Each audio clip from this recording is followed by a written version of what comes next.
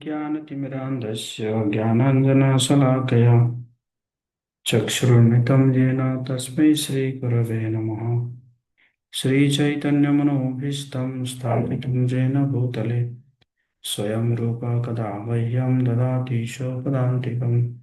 वन्देऽहं श्रीगुरो श्रीयुतपदकमलं श्रीगुरून् वैष्णवांश्च श्रीरूपं साग्रजातं सगणरघुनाथान्वितं तं सजीवम् साद्वैतं सावधूतं परिजनसहितं कृष्णचैतन्यदेवं श्रीराधा कृष्णपादां सगणललिता श्रीविशाखान्तांश्च। हे कृष्ण करुणा सिन्धु दीनबन्धु जगत्पते गोपेश गोपिकान्त राधाकान्त नमोऽस्तुते। तप्त काञ्चन गौराङ्गी राधे वृन्दावनेश्वरी वृषभानुसुते देवी प्रणमामि हरिप्रिये। वाञ्छाकल्पतरुभ्यश्च कृपा सिन्धुभ्येव च पतितानां पावनेभ्यो वैष्णवेभ्यो नमो नमः। जय श्री कृष्ण चैतन्य प्रभु नित्यानंद श्री अद्वैत गदाधर श्रीवासादि गौर भक्तवृंद। हरे कृष्णा कृष्ण कृष्ण हरे हरे, हरे राम राम राम हरे हरे। नमो ओम विष्णुपादाय कृष्ण पृष्ठाय भूतले श्रीमते भक्तिवेदांत स्वामिनिति नामिने। नमस्ते सरस्वती देवे गौरवाणी प्रचारिणे निर्विशेष शून्यवादी पाश्चात्य देशतारिणे। दिवाचारं पंगुं लंघयति गिरिं यत्कृपातमहं वन्दे श्रीगुरुदेवतारिणे। श्री चैतन्येश्वरं परमानंद। हरे कृष्णा। सभी भक्तों का हार्दिक स्वागत है। आज हम भक्ति रसामृत सिंधु का चौथा अध्याय को का डिस्कशन करेंगे। तो पिछला जो सत्र था, कोई अगर छोटा सा रिकैप करना चाहेंगे? अहल्या देवी माता जी।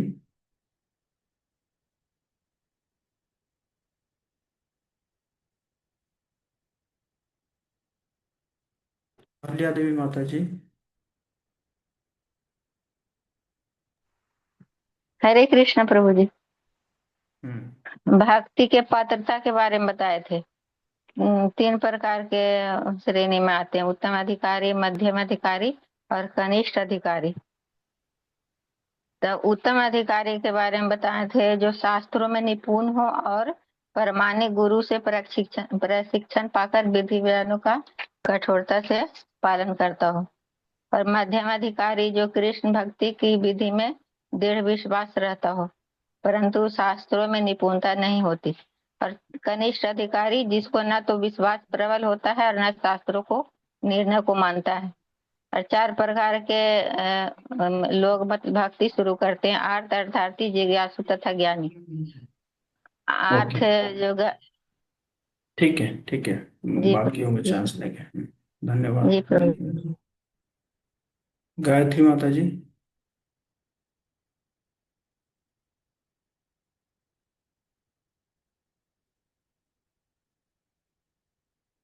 गायत्री माता जी।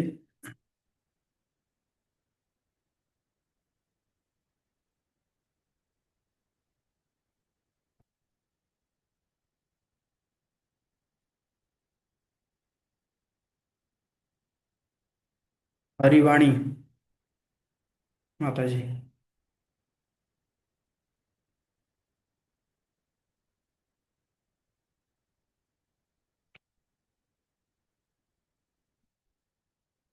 आप लोग को अनम्यूट नहीं कर पा रहे हैं क्या? जी।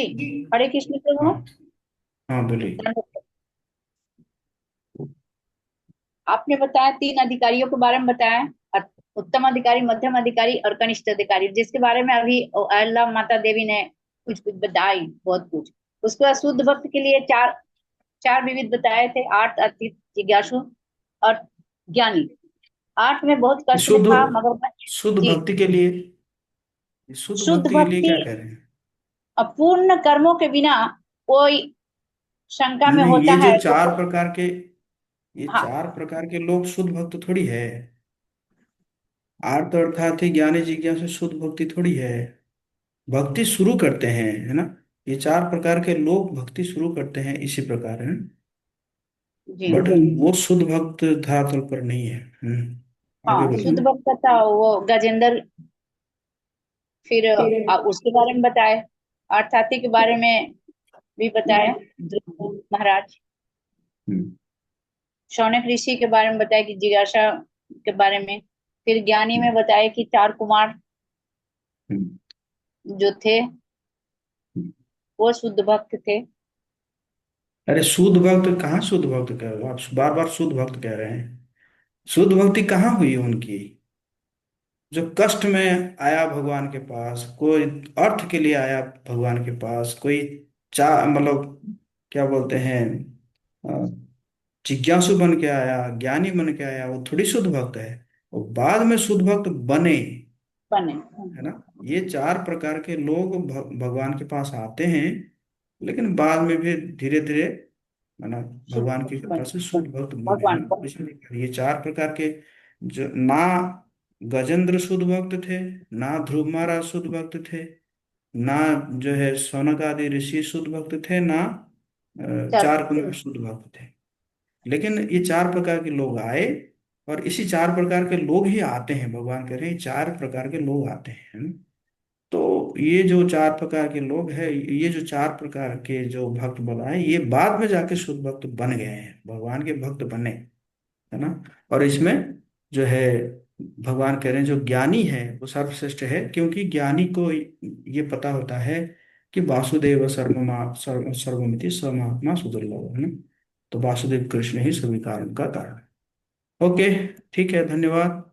हम आगे आज शुरू करते हैं चौथा अध्याय। तो जो चौथा अध्याय का शीर्षक है वो है कि devotional service passes all liberation. जो भक्ति है वो सभी प्रकार के मोक्ष को जो है क्या कर जाता है, वो, है ना, क्रॉस कर जाता है ना, मतलब मोक्ष के ऊपर है। तो इसमें हम स्टार्ट करते हैं।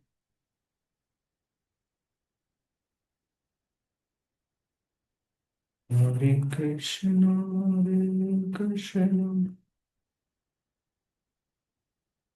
कृष्ण कृष्ण हरे हरे।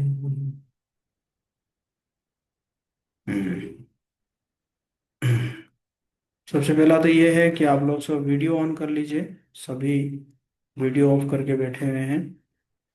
और दूसरा, जो जो पढ़ेंगे वो क्या कर सकते हैं, हैंड रेज कर सकते हैं, मैं ताकि सबको एक एक जो है मौका दूंगा। ओके। सो श्रीमद् भागवतम में चौथा अध्याय, चौथा स्कंद 20 अध्याय और 24 नंबर श्लोक में बताया जा रहा है, न कामयेनाथ तदप्यहं क्वचिन् न यत्र युष्मच् चरणाम्बुजासवः महत्तमांतर हृदयान्मुखच्युत विधत्स्व कर्णायुतम एष मे वरः।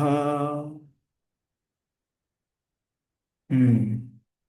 ईशु कुमार, हरे कृष्ण प्रभु जी, दंड दंड प्रणाम। अनुवाद पढ़ो। मेरे प्रिय प्रभु, इसलिए मैं आपके अस्तित्व में लीन हो जाने का वह वरदान नहीं चाहता जिसमें आपके चरण कमलों के अमृतमय रस का कोई अनुभव ही नहीं होता। मैं तो यही वरदान चाहता हूँ कि मुझे कम से कम 10 लाख कांड मिले, ताकि मैं आपके शुद्ध भक्तों के मुख से आपके चरण कमलों की महिमा निरंतर सुनता रहूं। हरे कृष्ण प्रभु जी। धन्यवाद। तो बहुत सुंदर यहाँ पे बता रहे हैं पृथु महाराज कि मैं नहीं चाहता हूं आपसे लीन होने के लिए। क्यों लीन नहीं होने के लिए चाहता हूं? हैं? कि कह रहे हैं कि जिसमें आपके चरण कमलों के अमृत में रस का कोई अनुभव ही नहीं है। अगर एक लाइट में कोई लीन हो जाएगा, है ना, जो भगवान के ब्रह्म ज्योति है, तो फिर वो उसको क्या पता चलेगा कि भगवान का एक आकार है, भगवान का जो है चरण कमल है, कितना सुंदर उनका मुख है, उनका स्वरूप है, तो क्या पता चलेगा उसको। तो बल्कि वरदान क्या चाहता हूं मैं, कह रहे कि मुझे तो कम से कम 10 लाख कान मिले। मतलब ये 2 कान जो है मेरे लिए छोटा पड़ जा रहा है ना। मतलब ये 2 कान मेरे लिए कम पड़ जा रहा है। 2 कान में मैं सुनता तो हूँ, भगवान के आपके चरण कमलों की महिमा को तो सुनता तो हूँ, लेकिन फिर भी ये कान जो है कम पड़ रहे हैं। इसलिए मुझे 10 लाख कान चाहिए, ताकि 10 लाख कान में 10 लाख जो है अ, भक्तों से मैं क्या कर पाऊंगा, एक समय में जो है आपके चरण कमलों की महिमा का निरंतर सुन पाऊंगा। ना समझ रहे ना कितना लालसा है पृथु महाराज जी के अंदर है। तो इसी प्रकार लालसा होना चाहिए। हमें तो 2 कान भी कई बार भारी पड़ जाते हैं। 1 घंटा अगर सुनने के लिए बैठे तो उसी में मोबाइल देख लेंगे कहीं पे, जो है क्या करेंगे कि इससे बात कर लेंगे, उससे बात कर लेंगे। बट तुम्हारा क्या कह रहे हैं कि 10 लाख काम चाहिए मुझे। हम्म, है ना। तो इसी प्रकार श्रवण, भगवान के चरण कमलों की महिमा का श्रवण में रुचि रखना चाहिए। मतलब कहने का मतलब यहाँ ये जो जितने भी आप देखेंगे श्लोक देखेंगे या जितना भी रेफरेंस देखेंगे, सभी जगह में ये देखेंगे कि जो मोक्ष है, ये मोक्ष की कामना भक्त नहीं करता। भक्त जो है वो मोक्ष से ऊपर की कामना करता है। मोक्ष जो है वो भक्तों के लिए बहुत ही तुच्छ है। तो जैसे यहाँ पे पृथु महाराज भी क्या कर रहे हैं, मोक्ष को जो है जो है तुच्छ मान रहे हैं, उसको धिक्कार रहे हैं। बल्कि जो है वो भगवान के चरणों की महिमा को सुनने के बारे में सोच रहे हैं ना। ओके। तो अगर कोई अ, निर्विशेषवादी है, हम्म, तो निर्विशेषवादी का भाग्य क्या है। कह रहे हैं कि एक तो जो है इसको आगे जाके वो व्यक्ति नहीं बन सकता। दूसरा क्या है कि उसको जो है भगवान के जो स्वरूप है, उस स्वरूप के बारे में उसको कोई ध्यान ही नहीं, मतलब आइडिया ही नहीं होता कि भगवान का सच्चिदानंद स्वरूप है। और तीसरा क्या है, no chance of hearing and chanting the glories of supreme. मतलब वो अगर जाके निर्विशेष भी बन जाता है तो उसको इस प्रकार का सुयोग ही नहीं मिलता, इस प्रकार का जो है अवसर ही नहीं प्राप्त होता जिस जिसमें वो भगवान के महिमाओं के बारे में सुन सके, है ना। हम्म।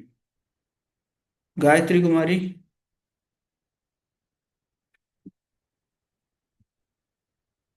हरे कृष्ण प्रभु जी। पढ़िए, सुखदेव गोस्वामी ने। सुखदेव गोस्वामी ने राजा भरत के इस आचरण की अत्यंत प्रशंसा की है। वे कहते हैं कि जिस किसी व्यक्ति का हृदय भगवान मधु दिव्य गुणों से है, वह उस मुक्ति की भी परवाह नहीं, एक महान तो बात क्या। हरे कृष्ण प्रभु जी। तो तो कह रहे हैं कि जो राजा भरत, राजा भरत के बारे में कह रहे हैं कि राजा भरत जो है उन्होंने क्या किया कि जैसे ही भगवान के लीलाओं के बारे में सुने, महिमाओं के बारे में सुने, तो उन्होंने क्या किए कि पूरा पूरा पृथ्वी का राज कार्य इसको छोड़ के, और उनकी कितने सारी रानियां, कितने संतानें, सभी प्रकार के ऐश्वर्य को छोड़ के वो चले गए वन में जो है भगवान को प्राप्त करने के लिए। तो वो कह रहे हैं कि सुखदेव गोस्वामी कह रहे हैं कि देखो, जिस किसी व्यक्ति का हृदय जो है भगवान मधुसूदन के दिव्य गुणों से आकृष्ट हो जाता है, हम्म, तो फिर वो मुक्ति की परवाह नहीं करता हम्म, है ना। तो भौतिक भौतिक ऐश्वर्य की बात ही क्या है ना। हालांकि मतलब बहुत लोग मुक्ति की कामना करते हैं, वो तो ऋषि मुनि करते हैं, लेकिन जो है जो भक्त जो है मुक्ति की जब कामना नहीं करता, फिर भौतिक ऐश्वर्य की बात ही क्या है ना। जैसे हमने पहले भी चर्चा किए थे, जो भौतिक ऐश्वर्य जो है वो क्या हो गया, भुक्ति है, फिर मुक्ति है। तो है ना, भुक्ति मुक्ति सिद्धि कामी सकल एवं शांत, कृष्ण भक्त निष्काम होता है वह शांत है। तो भुक्ति मतलब भोग करने का कामना, मतलब भौतिक ऐश्वर्य ऐश्वर्य की कामना, मुक्ति की कामना है, भुक्ति मुक्ति सिद्धि होने की कामना, है ना। और इस प्रकार जो कामना है तो ये सब अशांत रहते हैं ना। तो इसी प्रकार जैसे जो है ना, जो इंद्रिय तृप्ति, भौतिक ऐश्वर्य से क्या क्या आता है, इंद्रिय तृप्ति किया जाता है ना। और उसके ऊपर मतलब जड़ानंद है ना। जड़ानंद के ऊपर क्या है, ब्रह्मानंद है, ब्रह्म ज्योति में लीन हो जाना। लेकिन उसके ऊपर है भगवान की भक्ति है, सेवा आनंद है, सेवा करने का आनंद है। तो इसी प्रकार यहाँ पे कह रहे हैं ना। हम्म।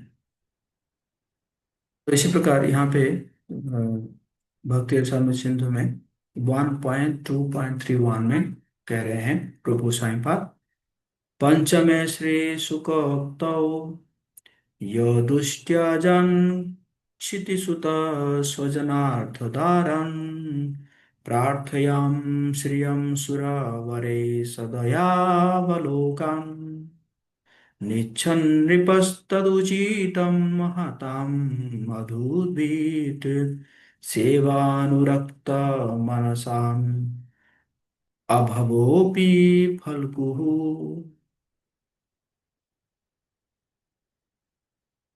रोहित, औरंगाबाद से,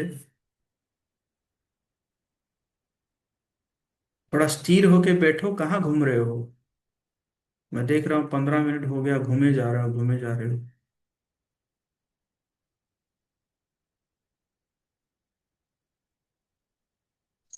चलिए हरे छोड़िए। कृष्ण। प्रणाम। हाँ, एक जगह स्थिर होके बैठो, घूमे जा रहे हो, क्लास अटेंड कर पंचम रहे हो, क्या कर रहे हो। हाँ। श्रीमद् भागवतम स्कंद 5 अध्याय 14 श्लोक संख्या 44 में श्री सुखदेव गोस्वामी कहते हैं, मेरे प्रिय राजन, भरत महाराज के कार्य अत्यंत अद्भुत है। उन्होंने वह सब कुछ त्याग दिया जिसे त्याग पाना दूसरे के लिए अत्यंत कठिन है। उन्होंने अपना राज्य, अपनी पत्नी और अपना परिवार तक छोड़ दिया। उनका ऐश्वर्य इतना महान था कि देवता तक ईर्ष्या करते थे, फिर भी उन्होंने उसे त्याग दिया। ऐसे महान व्यक्तित्व के लिए यह अत्यंत उचित था कि वे एक महान भक्त बने। वे सब कुछ इसलिए त्याग सके क्योंकि वे परम पुरुषोत्तम भगवान श्री कृष्ण के सौंदर्य, ऐश्वर्य, यश, ज्ञान, बल और वैराग्य से इतने आकृष्ट थे।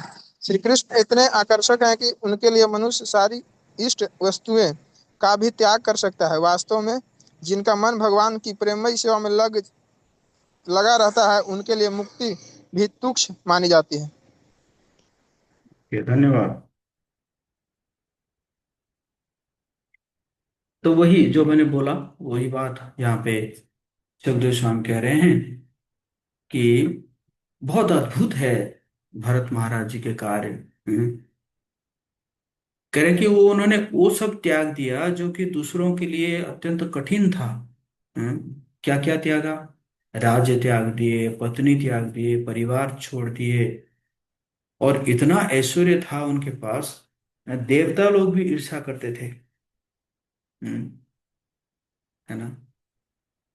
और इसीलिए जब इतना त्याग किए हैं तो भक्त तो बनेंगे ना, है कि नहीं। तो ऐसे महान व्यक्ति के लिए यह अत्यंत उचित था कि वो महान भक्त बने, वे सब कुछ इसलिए त्याग सके क्योंकि वे परम पुरुष भगवान श्री कृष्ण के सौंदर्य, ऐश्वर्य, यश, ज्ञान, बल और वैराग्य से इतने आकृष्ट थे। आकर्षण है भगवान के जो है रूपों के प्रति, उनके ऐश्वर्य के प्रति, उनके यश के प्रति, ज्ञान, बल, वैराग्य, है ना, इसके प्रति वो बहुत है ना, आकर्षित थे। श्री कृष्ण इतने आकर्षक है, उनके लिए मनुष्य सारी इष्ट वस्तुओं को का भी त्याग कर सकता है। वास्तव में जिनका मन भगवान की प्रेममय सेवा में लगा रहता है, उनके लिए मुक्ति भी तुच्छ मानी जाती है। तो यहाँ पे भी वही मुक्ति की बात आती है। ये पूरे आप देखेंगे, पूरे सब परिवार, पूरे जो विषय है, पूरे जो अध्याय है, उस अध्याय में पूरे ये मुक्ति मुक्ति की चर्चा होगी कि मुक्ति जो है तुच्छ है। भक्ति में जो आनंद मिलता है, उसके तुलना में मुक्ति जो है तुच्छ है। पूरे आपको इसमें आपको मिलेगा, ये अध्याय में मिलेगा वो। फिर भक्ति रसामृत सिंधु में 1.2.32 में श्रील रूप गोस्वामी पाद कह रहे हैं, षष्ठे श्री वृत्रोक्तौ च न नाकपृष्ठं न च परामिष्ठ्यं न सार्वभौमं न साराधिपात्यम् न योगसिद्धि पुनर्भवं वा समञ्जसत्वा विरहाय कांक्षे।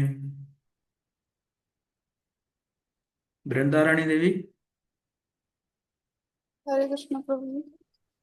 षष्ठ स्कंद श्रीमद् भागवतम 6.11.25 में वृत्रासुर कहते हैं, हे मेरे प्रभु, हे समस्त अवसरों के स्रोत, मैं ध्रुव लोक में या स्वर्ग लोक में या ब्रह्मा जी के लोक में भी भोग करना नहीं चाहता। ना ही मैं समस्त पृथ्वी लोकों या अधोलोकों पर सर्वोच्च शासक बनना चाहता हूँ। मैं योग बल की सिद्धियों का स्वामी भी नहीं बनना चाहता, और ना ही मैं मुक्ति चाहता हूँ। यदि उसके लिए मुझे आपके चरण कमलों का त्याग करना पड़े। धन्यवाद माता जी। तो कह रहे हैं कि अ, जो वृतासुर है, वृतासुर कह रहे हैं कि जो है, अगर मतलब कंडीशन ये है कि अगर मतलब आपके चरण कमलों को त्याग करके मुझे ध्रुव लोक, श्लोक, स्वर्ग लोक, ब्रह्म लोक, है ना, या सभी पृथ्वी का लोक या अधोलोक, उसमें शासक बना दिया जाए मुझे, मतलब यही कहा जाए कि तुम्हें बस भगवान के चरणों को छोड़ना है, भगवान के चरण को तुम छोड़ दो, तुम्हें हम क्या करेंगे, ब्रह्मलोक, ध्रुव लोक, है ना, स्वर्ग लोक, भूलोक, अधोलोक, सबका हम तुम्हें जो है शासक बना देंगे। तो क्या कह रहे हैं, नहीं चाहता हूं मैं, है ना, है कि नहीं। मैं योग बल की सिद्धियों का स्वामी भी नहीं बनना चाहता, और ना ही मुक्ति चाहता हूं। जैसे मैंने कहा ना, सब जगह में क्या चर्चा चलेगी कि भक्तों को जो है मुक्ति नहीं चाहिए, ये पूरी चर्चा है, पूरी जो है अध्याय में है। तो यहाँ पे भी वृतासुर क्या कह रहे हैं, मुझे मुक्ति, ना मुक्ति चाहिए, ना मुझे सिद्धि चाहिए, ना मुझे ये पूरे जो तीनों लोक है, स्वर्ग, मर्त्य, पाताल, ये तीनों लोकों का जो है शासक बनना, ये भी मुझे नहीं चाहिए। मतलब किस कंडीशन पे, अगर कोई कहे कि तुम्हें भगवान के चरण कमलों को छोड़ देना पड़ेगा, है ना। तो इसी प्रकार यहाँ पे वो भक्त जो है हमेशा भगवान के चरण कमलों को ही प्रायोरिटी रखता है, भगवान के चरण कमलों को, भगवान के महिमाओं को सुनने के लिए, है ना, उनके गुणों के बारे में सुनने के लिए, उनके लीलाओं के बारे में सुनने के लिए वो हमेशा उसको प्रायोरिटी रखता है ना। ओके। सो भक्त जो है स्वर्ग या नरक में बिल्कुल भी रुचि नहीं रखते, वे केवल प्रभु की सेवा का ही कामना करते रहते हैं। सेवा है, ओनली सेवा है। जैसे महाप्रभु जो है शिक्षाष्टकम में कह रहे हैं, हैं, कि न धनम न जनम न सुंदरीम कविताम वा जगदीश कामये मम जन्मनि जन्मनीश्वरे भवतात भक्ति रहे तो की। तो ये चाहे कई कितने जन्म भी दो, कोई दिक्कत नहीं है, बट क्या है, अहेतु की भक्ति है। और उसी प्रकार मैं सेवा करता रहूं। तो इसी प्रकार यहाँ पे श्रील रूप गोस्वामी पाद पूछना 1.2.33 में कह रहे हैं, तत्रैव श्री रुद्रक्तो नारायण परा सर्वे न कुतश्च न बिभ्यति स्वर्ग अपवर्ग्य नरकेष्व अपि तुल्यार्थदर्शिनः। हम्म।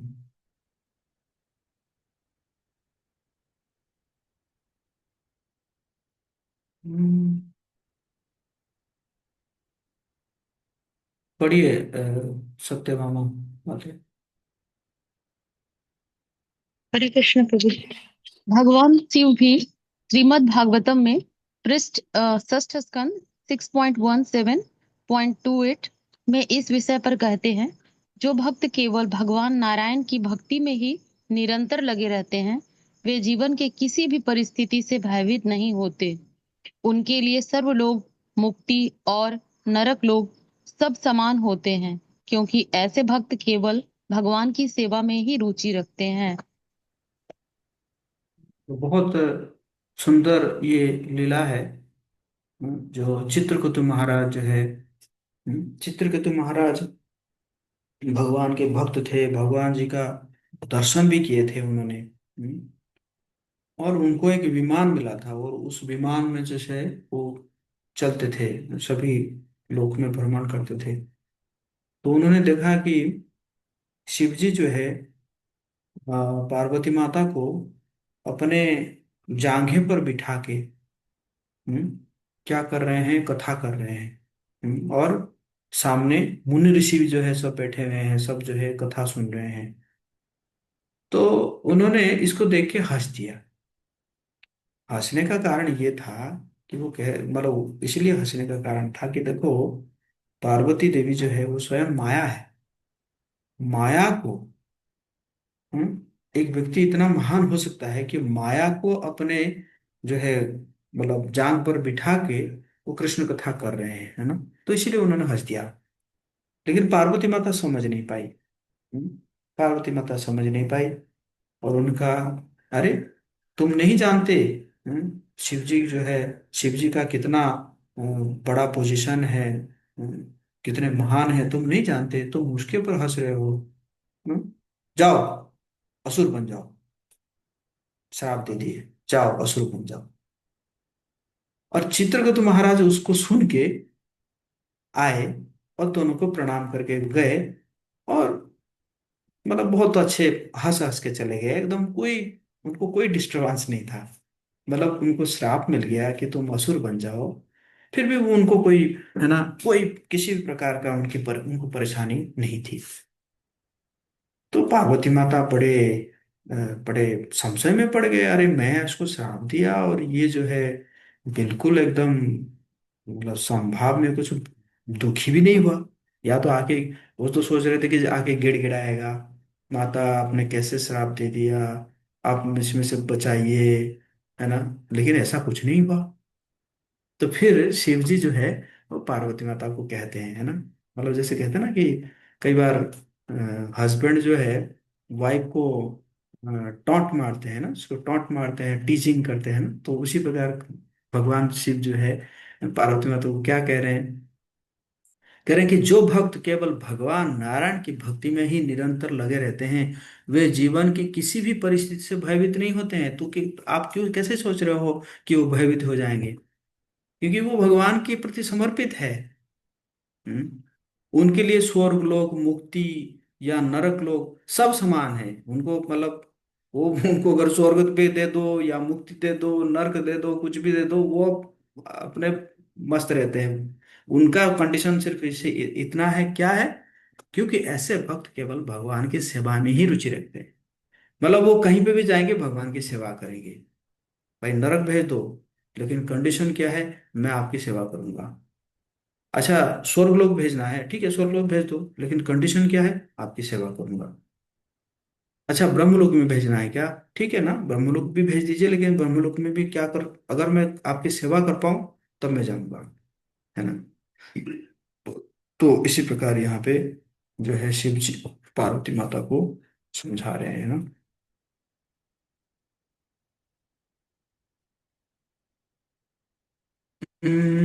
ममतामयी जानवी माता जी।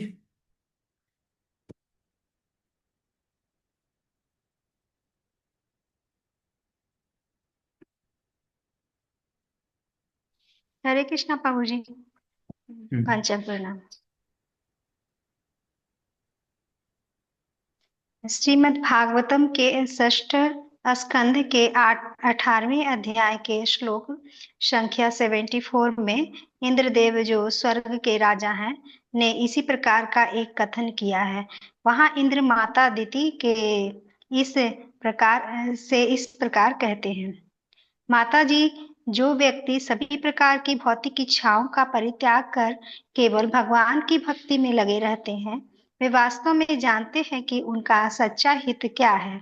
ऐसे व्यक्ति ही अपने वास्तविक हित की सेवा कर रहे हैं और सदधी सिद्धि। अवस्था को जीवन की सिद्धि अवस्था को प्राप्त करने के विषय में प्रथम श्रेणी के विशेषज्ञ माने जाते हैं। जी। तो इंद्र कह रहे हैं, जो है दीति है। दीति मतलब उनकी सौतेली माँ है ना। अदिति और दीति दो पत्नी थे। तो कश्यप ऋषि के, तो दीति से दैत्य बने थे और अदिति से सारे देवता लोग। तो इंद्र जो है वो दीति से कह रहे हैं, मतलब अपने सौतेली माँ को कह रहे हैं कि माता जी, जो व्यक्ति सभी प्रकार के भौतिक इच्छाओं को परित्याग कर केवल भगवान की भक्ति में लगे रहते हैं, वे वास्तव में जानते हैं कि उनका सच्चा हित क्या है ना। तो भगवान की भक्ति ही क्या है, हमारे लिए सच्चा हित है। हमारे लिए क्या, बाकी सबके लिए भी है ना। मतलब सिर्फ हमारे लिए कोई अगर भक्ति करता है तो अपने आप ही बाकी लोग भी उससे बेनिफिटेड होते हैं, उनका भी हित होता है। हम्म। जैसे प्रभुपाद जी भक्ति किए तो पूरे संसार को बेनिफिटेड कराए, है या नहीं। तो इसी प्रकार है, ऐसे व्यक्ति ही अपने वास्तविक हित की सेवा कर रहे हैं, जीवन की सिद्धि अवस्था को प्राप्त करने के विषय में प्रथम श्रेणी के विशेषज्ञ माने जाते हैं। तो ये इनको प्रथम श्रेणी के जो है कह रहे हैं कि जो है विशेषज्ञ है, एनालिस्ट है ये लोग। फर्स्ट क्लास एनालिस्ट है, ही अपना हित करने के लिए, है ना। हम्म। तो यहाँ पे देखेंगे हम प्रहलाद महाराज क्या कह रहे हैं।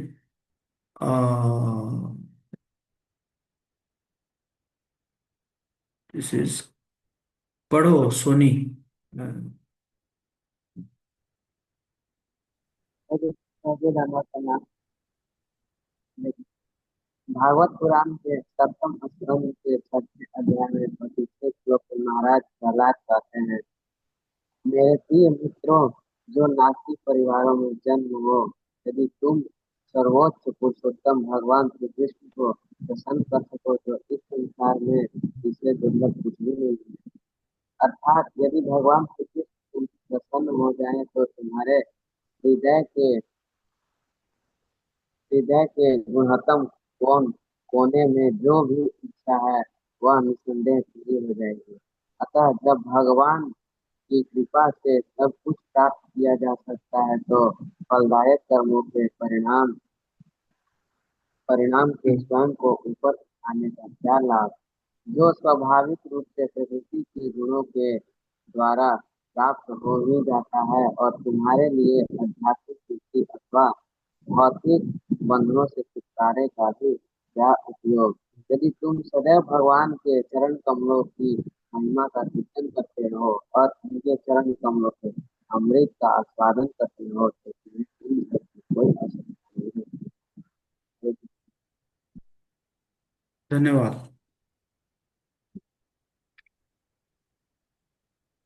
तो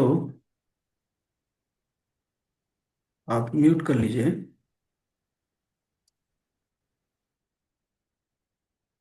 तो यहाँ पे प्रहलाद महाराज किनको के बोल रहे हैं? अपने सहपाठी हैं, जो अपने जो मित्र है, उन मित्रों को बोल रहे हैं कि जो नास्तिक परिवारों में जन्म हो, यदि तुम, मतलब आप लोग तो वैसे तो नास्तिक परिवार में जन्म हुए हो, हे असुर मित्र मेरे।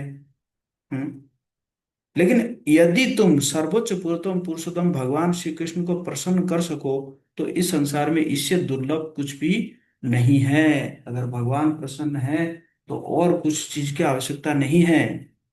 जस्य तुष्टम जगत तुष्टम।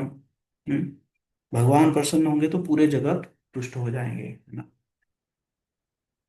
और यदि प्रसन्न हो जाए तो क्या होगा कि तुम्हारे हृदय में गूढ़तम कोने में जो जो भी इच्छा है वो निसंदेह पूरी हो जाएगी। कोई दिक्कत नहीं है, आप कोई इच्छा रखें ना अपने हृदय में, पूरी हो जाएगी, कोई दिक्कत नहीं है। मतलब इसी प्रकार प्रहलाद महाराज उनको कह रहे हैं कि, है ना, तो इसलिए कृष्ण को प्रसन्न करो, जो भी इच्छा है वो पूरी हो जाएगी।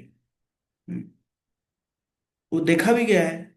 जैसे ध्रुव महाराज है, आए थे बड़ा लोक लेने के लिए, दे ही दिए भगवान, ध्रुव लोक दे ही दिए। अतः जब भगवान की कृपा से सब कुछ प्राप्त हो किया जा सकता है, तो फलदायक कर्मों के परिणाम से स्वयं को ऊपर उठाने का क्या लाभ, जो स्वाभाविक रूप से प्रकृति के गुणों के द्वारा प्राप्त हो ही जाता है ना। कह रहे हैं कि ये सब, मतलब दूसरा काम करके अ, फल प्राप्त करने का क्या लाभ है कि नहीं। और तुम्हारे लिए आध्यात्मिक मुक्ति अथवा भौतिक बंधनों से छुटकारा का भी क्या उपयोग। सो कहोगे कि हम ये करके मुक्ति प्राप्त कर लेंगे, या वो करके जो है भौतिक बंधन से जो है छुटकारा पा लेंगे, है ना। तो कैसे होगा? यदि तुम सदैव भगवान के चरण कमलों की महिमा का कीर्तन करते रहो और उनके चरण कमलों के अमृत का आस्वादन करते रहो, तो तुम्हें इन सब की कोई आवश्यकता नहीं रहती। अगर आप इतना कर लोगे तो ना जो है आपको भौतिक बंधन से छुटकारा प्राप्त करने के लिए अलग से कोई प्रयास करना पड़ेगा, ना मुक्ति के लिए कोई अलग प्रयास करना पड़ेगा, है ना।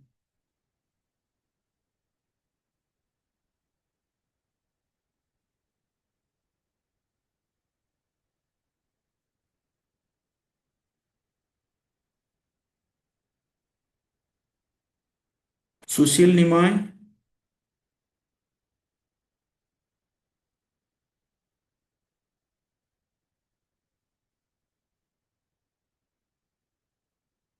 इतना समय लगता है आप लोगों को आप लोग हैंड रेस कर।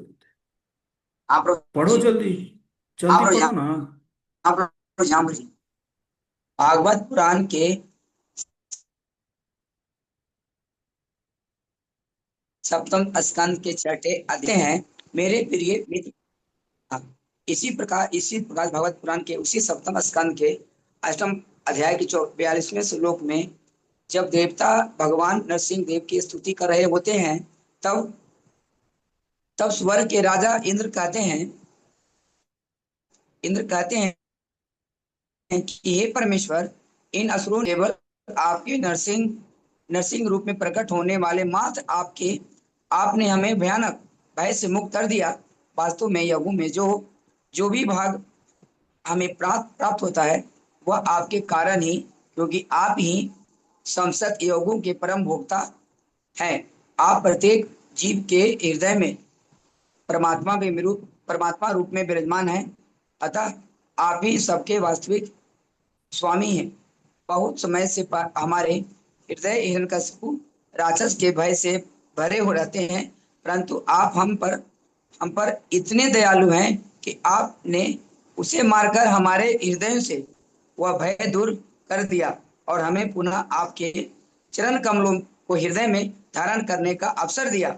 जो लोग आपके दिव्य प्रेममय सेवा में निरंतर लगे रहते हैं, उनके लिए वे सारी संपत्तियां जिन्हें असुरों ने हमसे छीन लिया था तुच्छ है। भक्तजन तो मुक्ति की भी परवाह नहीं करते, फिर भौतिक संपत्तियों की तो बात ही क्या। वास्तव में हम योगों के फलों के भोक्ता नहीं है। हमारा एकमात्र कर्तव्य है कि हम सदा आपकी सेवा में लगे रहें, क्योंकि आप ही सबके वास्तविक भोक्ता हैं।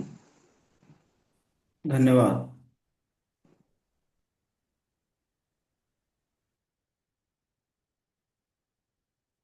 हम्म। तो जब भगवान नरसिंह देव जो है उन्होंने आ, इसका वध कर दिया, जो है हिरण्यकशिपु का वध कर दिया, और अभी भगवान नरसिंह देव जो है बहुत ही क्रोधित मुद्रा में है। तो क्रोधित मुद्रा में है तो सभी उनका गुणगान कर रहे हैं, ब्रह्मा जी गुणगान कर रहे हैं, शिव जी गुणगान कर रहे हैं। तो उसी प्रकार इंद्र भी जो है वो गुणगान कर रहे हैं। तो क्या कह के गुणगान करने के, देखो देखिए भगवान जो है ना, ये हिरण्यकशिपु जो है ऐसा था कि मतलब यज्ञों का सभी भाग जो है खुद ले जाता था। हमें कुछ नहीं देता था, है ना। जबकि जो है आप होते तो आपके कारण हमें यज्ञों का भाग मिलता था। लेकिन ये जो हिरण्यकशिपु था ये क्या करता था, ये सभी भाग जो है वो ले जाता था, है ना। तो इसे बढ़िया हुआ, आपने जो है इसको मार दिए, है ना। और फिर कह रहे हैं कि समस्त यज्ञों के परम भोक्ता तो आप हैं, और आप प्रत्येक जीव में परमात्मा रूप में विराजमान है, तो आप ही वास्तविक स्वामी हैं। बहुत समय से हमारे हृदय में हिरण्यकशिपु राक्षस के भय से भरे रहते थे, परंतु आप हमारे पर इतने दयालु है, आपने उसे मारकर हमारे हृदय में वो भय दूर कर दिया, और हमें पुनः आपके चरण कमलों को हृदय में धारण करने का अवसर प्राप्त किया। बहुत सुंदर कह रहे हैं इंद्रदेव यहाँ पे। कह रहे हैं कि हमारे हृदय में क्या बैठा हुआ था, हिरण्यकशिपु का भय बैठा हुआ था। हम्म। तो अभी जब आप हिरण्यकशिपु को मार दिए, अब अभी क्या बैठेगा, फिर आपका आपका जो चरण है वो चरण फिर बैठ जाएगा, किसमें, हमारे हृदय में बैठ जाएगा, है ना। हिरण्यकशिपु के भय से फिर आपके चरणों को भी हम ध्यान नहीं कर पाते थे, उसी मतलब उसी का ही स्मरण करते थे, है ना।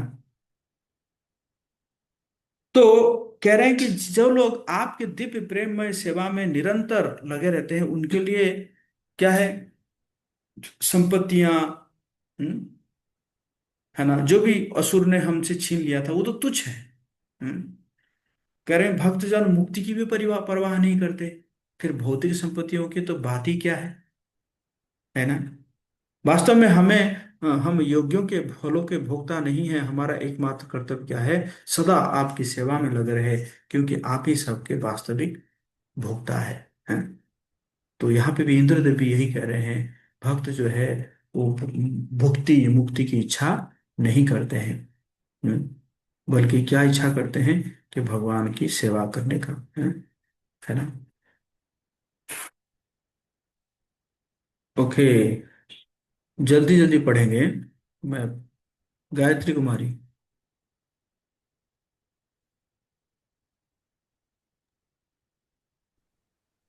हरे कृष्ण प्रभु जी। कार भागवत पुर के उसी सप्तम स्कंद के अष्टम अध्याय के 42, श्रीमद् भागवतम के अष्टम स्कंद के तृतीय अध्याय के 20वें श्लोक में भी ऐसा ही एक श्लोक मिलता है, जहाँ गजेंद्र की प्रार्थना करता है, हे प्रभु, मुझे आपके भक्ति सेवा से प्राप्त होने वाले उस दिव्य आनंद का कोई अनुभव नहीं है, इसलिए मैंने आपसे कोई वर मांगा है। परंतु मैं जानता हूँ कि जो शुद्ध भक्तजन हैं, जो महापुरुषों के चरण कमलों की सेवा करके समस्त भौतिक इच्छाओं से मुक्त हो चुके हैं, वे सदैव उस दिव्य आनंद के सागर में लीन रहते हैं और आपके मंगलमय गुणों का गुणगान करके ही पूर्णतः तृप्त रहते हैं। ऐसे भक्तों के लिए और कुछ पाने या मांगना पान पाने या मांगना योग्य शेष नहीं रहता। हरे कृष्ण प्रभु जी। Thank you. तो गजेंद्र जो है वो भी इसी प्रकार प्रार्थना कर रहे हैं। गजेंद्र हाथी जो है, वो 1000 साल तक लड़ते रहे मगरमच्छ के चंगुल से मुक्त होने के लिए, हैं। लेकिन आखिर में क्या हुआ, आखिर में फिर उन्होंने भगवान से प्रार्थना किया। और उस प्रार्थना में, इस प्रार्थना को यहाँ पे कह रहे हैं कि हालांकि मुझे आपके भक्ति सेवा में प्राप्त होने वाला कोई दिव्य आनंद अनुभव नहीं है, तो इसलिए मैंने आपसे कोई कोई कोई वर मांगा है। परंतु मैं जानता हूं, क्या जानता हूं, कि जो शुद्ध भक्तजन है, जो महापुरुषों के चरण कमलों कमलों की सेवा करके समस्त भौतिक इच्छाओं से मुक्त हो चुके हैं। तो ये बहुत इंपॉर्टेंट लाइन है। अगर कोई भौतिक इच्छाओं से मुक्त होना चाहता है तो उनको क्या करना पड़ेगा, महापुरुषों की चरण कमलों की सेवा करना पड़ेगा, है ना, और कोई उपाय नहीं है ना।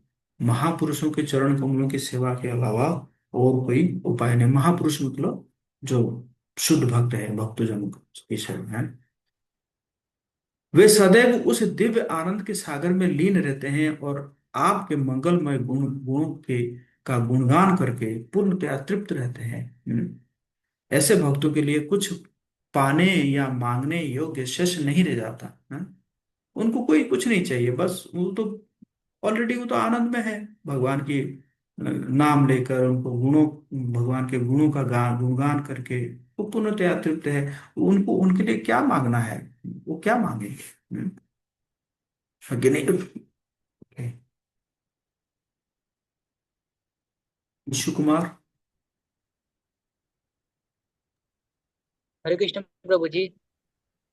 भागवत पुराण के नवम स्कंद के चतुर्थ अध्याय के 67वें श्लोक में वैकुंठ नाथ भगवान दुर्वासा मुनि से इस प्रकार कहते हैं, मेरे शुद्ध भक्त सदा मेरी भक्ति सेवा में लगे रहकर पूर्णतः संतुष्ट रहते हैं।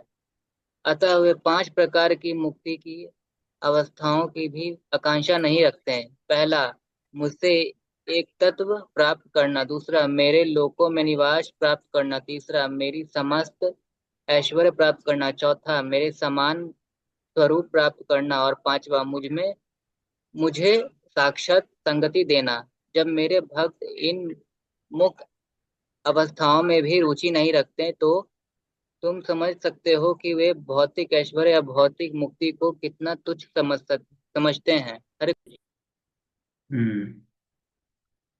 तो भगवान जो है यहाँ पे कह रहे हैं कि देखिए, मतलब दुर्वासा मुनि को कह रहे हैं है ना, क्योंकि दुर्वासा मुनि जो है वो अमरीश महाराज जी के प्रति अपराध किए थे, अमरीश महाराज जी को मारना चाह रहे थे दुर्वासा मुनि। तो फिर भगवान के सुदर्शन चक्र आया तो दौड़ते दौड़ते ब्रह्मा जी के पास गए। ब्रह्मा जी जो है मना कर दिए तो शिव जी के पास गए, शिव जी ने मना कर दिए तो फिर भगवान विष्णु के पास गए। तो भगवान विष्णु वहां पे समझा रहे हैं, कहते देखो, हमारे जो भक्त, मेरे जो भक्त है ना, उनको ये 5 प्रकार के मुक्ति भी नहीं चाहिए। जैसे क्या है, सायुज्य मुक्ति। सायुज्य मुक्ति मतलब क्या है, मतलब मिल जाना है, कि जो है ब्रह्म ज्योति में मिल जाना। सालोक्य मुक्ति, मेरे लोक में निवास प्राप्त करना, है ना। सार्ष्ठी है, मतलब ऐश्वर्य। और सारूप्य मुक्ति, मेरे जैसा स्वरूप प्राप्त करना। और सामीप्य, साथ में रहना है। तो ये प्रकार, इस प्रकार की मुक्ति भी नहीं चाहते हैं भक्त लोग, है ना। और फिर भौतिक ऐश्वर्य और मुक्ति की तो क्या क्या बात है ना। तो भक्त रसामृत सिंधु 1.2.39 में शिल रूप गोस्वामी कह रहे हैं, श्री दशमे नागपत्नी स्तुतौ न नाकपृष्ठं न च सार्वभौमं न पार्यमेष्ठ्यं न रसाधिपत्यं न योगसिद्धिः अपुनर्भवं वा वाञ्छन्ति यत्पादरजः प्रपन्नः। हमारी सोनी,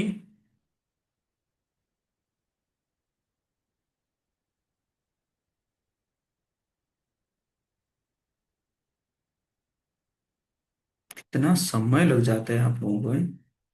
तेज साहब।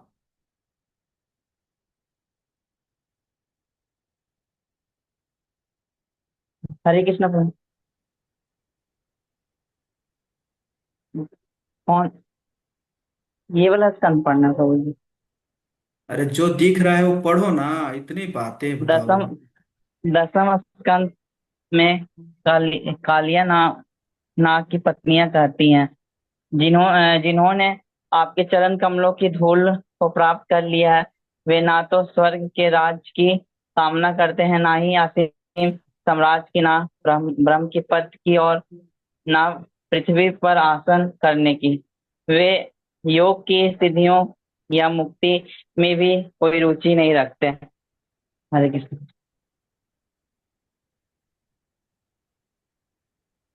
धन्यवाद। तो नाग पत्नियां हैं, जब भगवान जो है काली नाग का दमन किए, हम्म, और ऐसे किए कि जैसे ऐसा लग रहा था कि जैसे काली नाग का प्राण जो है चला जाएगा। तो उसी समय काली नाग की जो पत्नियां थी, वो पत्नियां आके प्रार्थना करते हैं, है ना। तो प्रार्थना करते हैं, उसी उसी में कह रहे हैं कि जिन्होंने आपके चरण कमलों की धूल को प्राप्त कर लिया है, अ, वे न तो स्वर्ग के राज्य की कामना करते हैं, न ही असीम साम्राज्य की, न ब्रह्मा के पद की, न पृथ्वी पर शासन करने की। वो योग की सिद्धियां या मुक्ति में भी कोई रुचि नहीं रखते हैं। कौन नहीं रखते हैं? जो भगवान के चरण कमलों की धूल को प्राप्त कर लेते हैं, है ना। तो यहाँ पे मैं मतलब कहने नाग पत्नियां ये कहने की कह रहे हैं कि मतलब हमारे जो हस्बैंड है, हमारे जो पति है, पता नहीं ये कौन सा ऐसा काम मतलब जो है पुण्य किया था कि आपका चरण कमल जो है इसके फन के ऊपर पड़ गया, है ना। तो वो बहुत ही डाउटफुल है। वो बोले भाई ऐसा क्या किया था हमारे मतलब हमारे पति ने, है ना। तो जो भी है, भगवान की असीम कृपा है। हम्म। चलिए मैं खुद ही पढ़ता हूँ, आप लोग बहुत समय लगाते हैं ना। अब वो समय है नहीं, बहुत लंबा चैप्टर है ये। भागवत पुराण के दसम स्कंद के 27वें अध्याय के 21वें श्लोक में श्रुतियां अर्थात वेद साक्षात भगवान से इस प्रकार प्रार्थना करती है। हे प्रभु, आत्मज्ञान को समझना अत्यंत कठिन है। आप जैसे हैं, वैसे ही इस संसार में प्रकट होकर आपने हमारे लिए इस कठिनतम विषय आत्मा के ज्ञान को समझाया है। इस प्रकार जो आपके भक्तजन हैं, जिन्होंने अपने गृहस्थ जीवन के सुखों का त्याग करके मुक्त आचार्यों के संग को अपनाया है, वे सब अब पूर्णतया आपकी भक्ति सेवा में लीन हैं और तथाकथित मुक्ति की कोई परवाह नहीं करते हैं। तो यहाँ पे भी वही है, मुक्ति की परवाह नहीं करते हैं कौन? भक्त लोग हैं। गृहस्थ जीवन के सुखों को भी त्याग कर देते हैं, है ना, और मुक्त आचार्यों का संग करते हैं, है कि नहीं, और अपने आपकी भक्ति में सेवा में लीन रहते हैं ना। तो इसी प्रकार श्रीमद् भागवत के एकादश स्कंद के 20वें अध्याय के 34वें श्लोक में भगवान श्री कृष्ण उद्धव से कहते हैं, प्रिय उद्धव, जिन्होंने पूर्णतः मेरी सेवा में ही शरण ग्रहण कर ली है, वे भक्तजन इतने दृढ़ निश्चयी होते हैं कि उनके हृदय में कोई अन्य इच्छा नहीं रहती। यदि उन्हें 4 प्रकार की आध्यात्मिक संपत्तियां भी प्रदान किया जाए तो भी वे उन्हें स्वीकार नहीं करते। हम्म। फिर भौतिक संसार की किसी वस्तु की इच्छा करना तो दूर की बात है।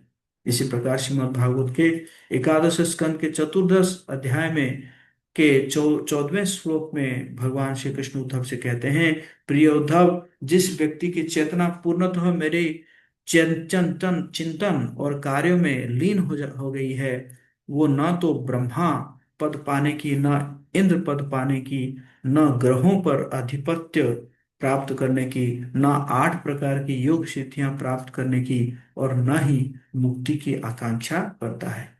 कुछ नहीं, कुछ नहीं आशा करता है ना।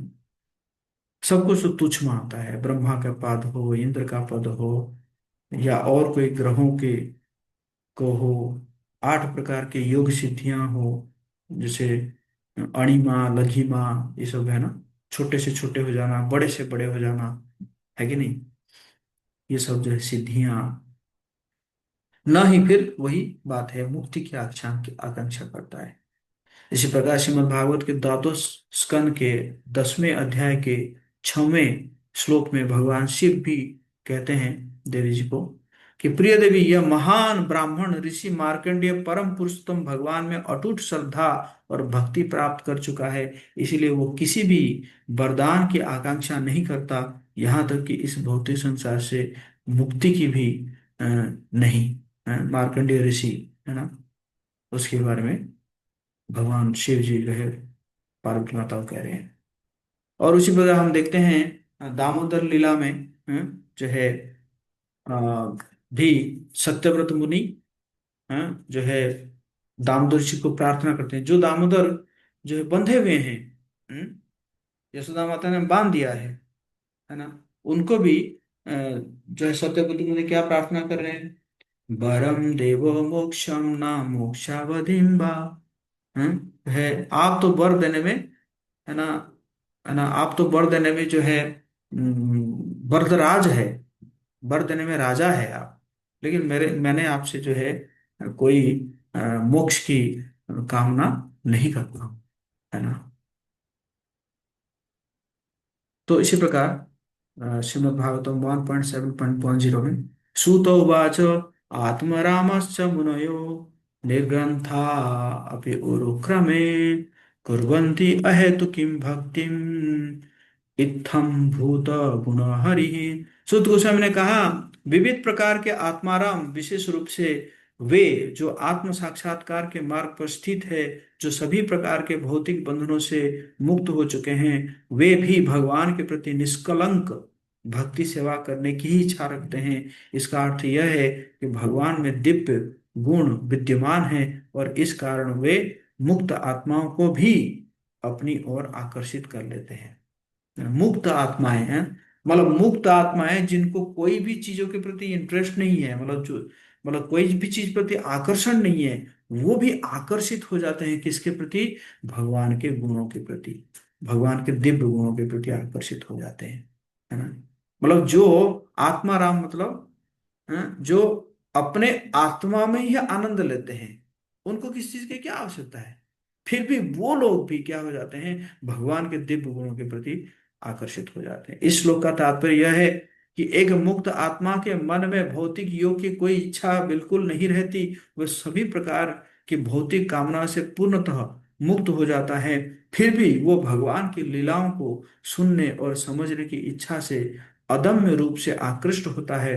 अतः हम निष्कर्ष निकाल सकते हैं कि भगवान की महिमा और लीलाएं भौतिक नहीं है, अन्यथा आत्मा राम जैसे मुक्त पुरुष उन लीलाओं से कैसे आकर्षित हो सकते हैं, यही इस श्लोक का मुख्य सार है ना। तो इससे पता चलता है क्या है कि भगवान की जो है लीलाएं वो भौतिक है नहीं। क्यों? क्योंकि आत्माराम जो है भौतिक चीजों के प्रति आकर्षित नहीं होते हैं, लेकिन अगर वो भगवान के गुणों के प्रति आकर्षित हो रहे हैं, इसका मतलब कि भगवान के गुण जो है वो दिव्य है ना। परम पुरुष भगवान के अनेकों प्रकार के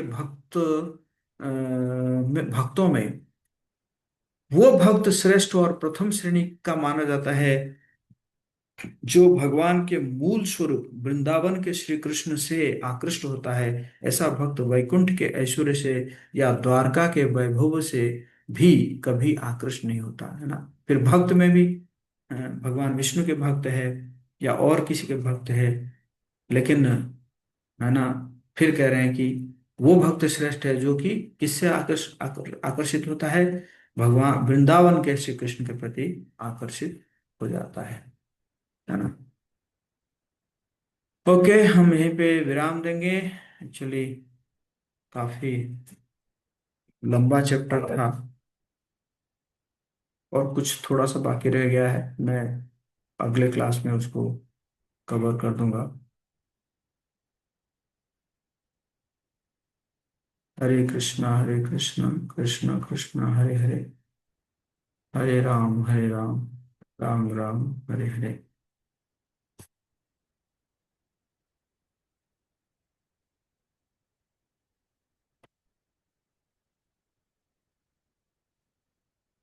तो आप सब जो है ये गूगल फॉर्म दे रहा हूँ, सब भर सकते हैं, फीडबैक फॉर्म। फीडबैक फॉर्म सब लोग भर दीजिएगा। ओके, जगत गुरु श्लोक की जय।